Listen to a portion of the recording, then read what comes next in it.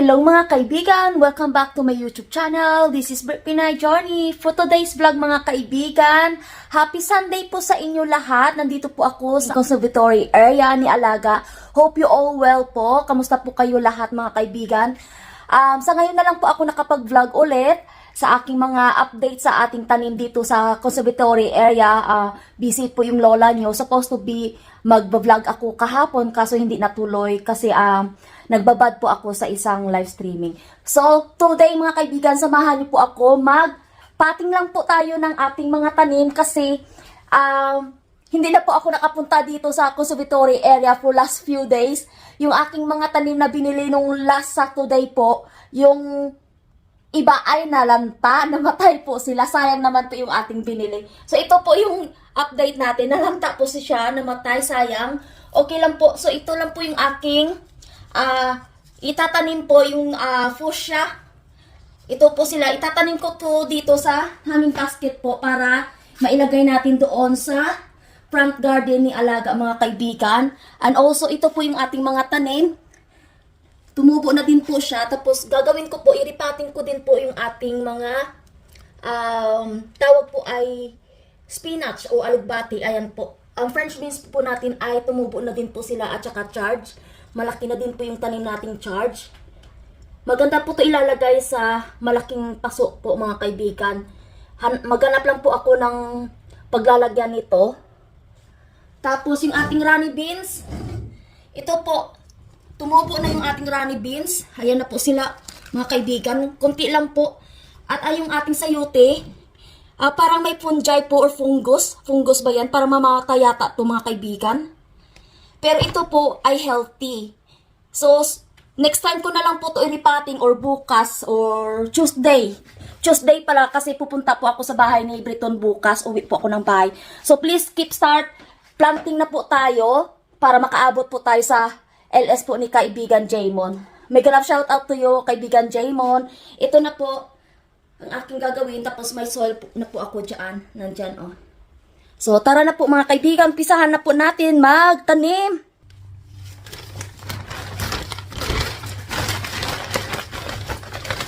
I-recycle lang po natin yung plastic bag ng compost.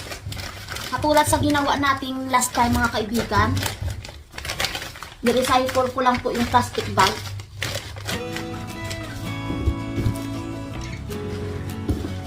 Compost na po tayo dito mga kaibigan. Dito na po yung compost natin. I-mix na po natin. Kasi yung ating alaga po ay tulog.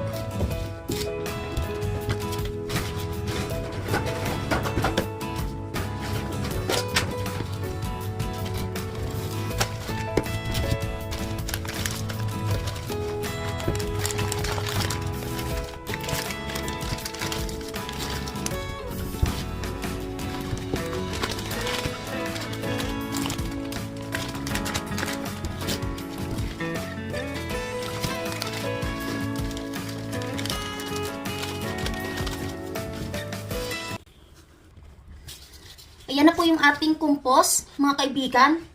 Itatanim ko lang po ito, yung ating fuchsia. Pwede nyo rin po ito i-direct sa, sa soil. Ayan.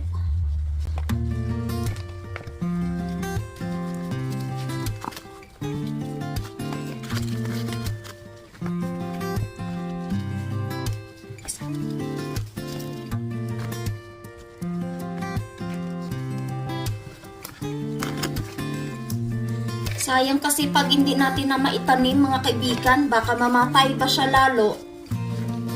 Hindi ko na kasi napuntahan dito sa conservatory area ni Alaga, mga kaibigan.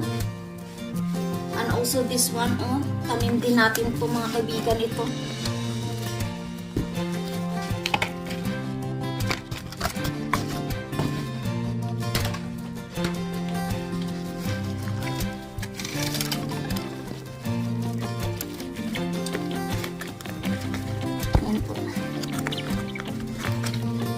So lagay ko na lang to sa middle itong mga kaibigan kasi parang nalanta kasi siya namatay na.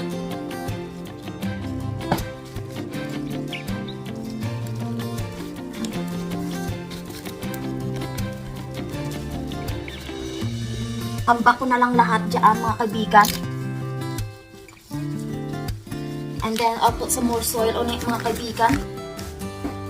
At binigyan na lang natin din more soil.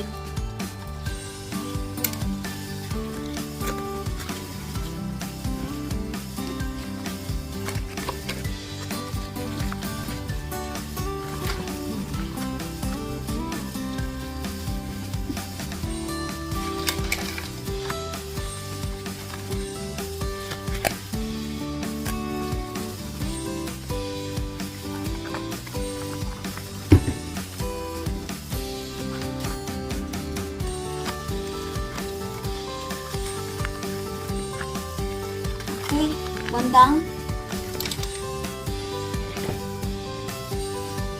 May paso din po tayo dito mga kaibigan. For, sa ating pong alugbate. Yan.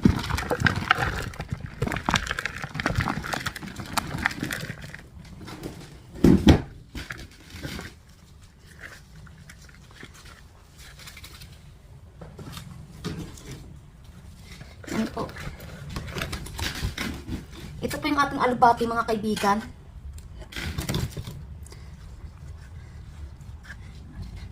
Dagan ko pa ng more soil.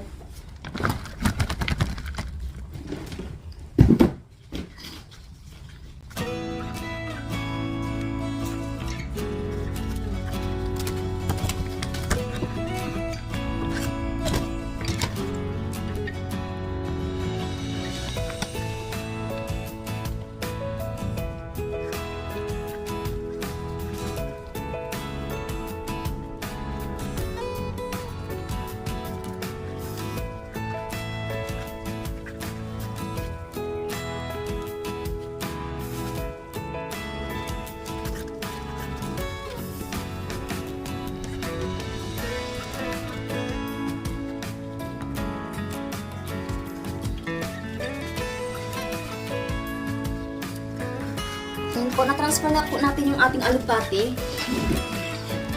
I-coveran ko lang po siya ng soil. Konti.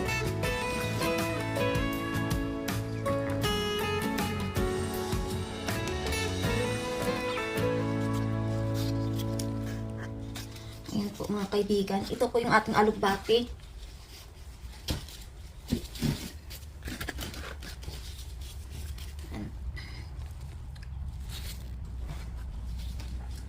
At ito na din po yung ating tanim na bulaklak, mga kaibigan, yung hanging basket. So, ito na po yung ating mga tanim, mga kaibigan. So, ilagay ko lang po ito sa front garden ni Alaga, yung hanging basket. Tapos, i-water na lang po natin, mga kaibigan.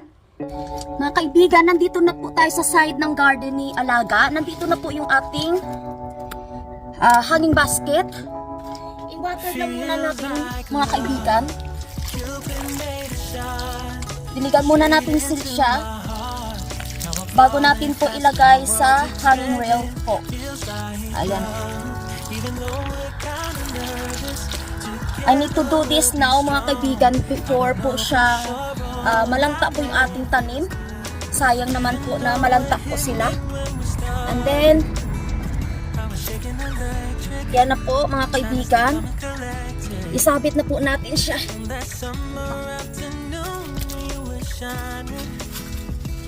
Ayan. So, ayan na po yung ating hanging basket dyan mga kaibigan.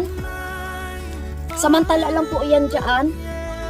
Kasi is more sunny parts po dito pag umaga and also in afternoon.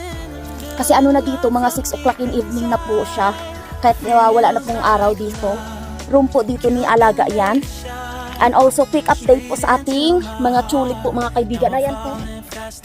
Yung ating tulip. Nasa pot po. Namulaklak na po siya. Peach, like a marble peach po siya. Ayan. And also, dito din po mga kaibigan. Ito po yung last time na hanging basket ko po. Ito din yung tulip flower po na tinanim. And also dyan din po. Ito, namulaklak na po siya. So tapos na po tayo sa pagdilig natin ng mga halaman. Ayan po kahapon, yung gardener dito na mag-asawa, nilipat po nila yung dalawang 2-tier o pot diyan. Ayan, nakikita nyo. Kaya nadisturbo po ako kahapon nung Saturday sa aking pag-LS dahil po gusto nilang kausapin ako kung saan daw best na ilagay po yung 2-tier of pot para makapagtanim daw sila diyan. Kung hindi po nila gagawin yan, gusto ko po i-recycle sana itong yung pot na ito for making 2-tier of potato, tomato, kaibigan. Kaso lang, gawin daw nila this year kasi may magdidilig daw, nandito daw ako magdidilig. Kasi alam nila kasi mahilig po ako sa mga halaman, mga tanim. So maaalagaan daw yung kanilang tanim na itinanim dito. So yan na po yung ating tinanim dyan. Hopefully masurvive po siya kasi last weekend pa yan. Nalanta na, namatay ng iba kasi nakalimutan ko magdilig doon. Busy ang lola. So if you like this video mga kaibigan at saka update sa ating patsulit dito sa gilid ng bahay ni Alaga, please give me like, share, and comment. And also please don't forget to subscribe my YouTube channel, Brit Pinay Journey, and don't forget to click the button bell so that you will be updated po sa aking next na upload na videos. Thank you so much po sa mga legit organic members ko, mga kaibigan, nag-avail po ng membership and also nagpakulay po. Maraming salamat po sa inyo lahat. I try to figure out po kung paano po mag-post sa community, post po ng mga inyong mga na-avail po. I need to rescue din po. So, ito lang po yung aking mga mai-share sa inyo mga kaibigan. Yung aking mga tanim dito, mayabong na po sila. Thank you so much po mga kaibigan. I will end this vlog. Take care everyone and keep safe. And I am hoping to see you all soon again mga kaibigan. Kasi bukas, I will go to Briton House po. May 6 hours break po tayo. So magpapaalam na po ako mga kaibigan. Bye for now!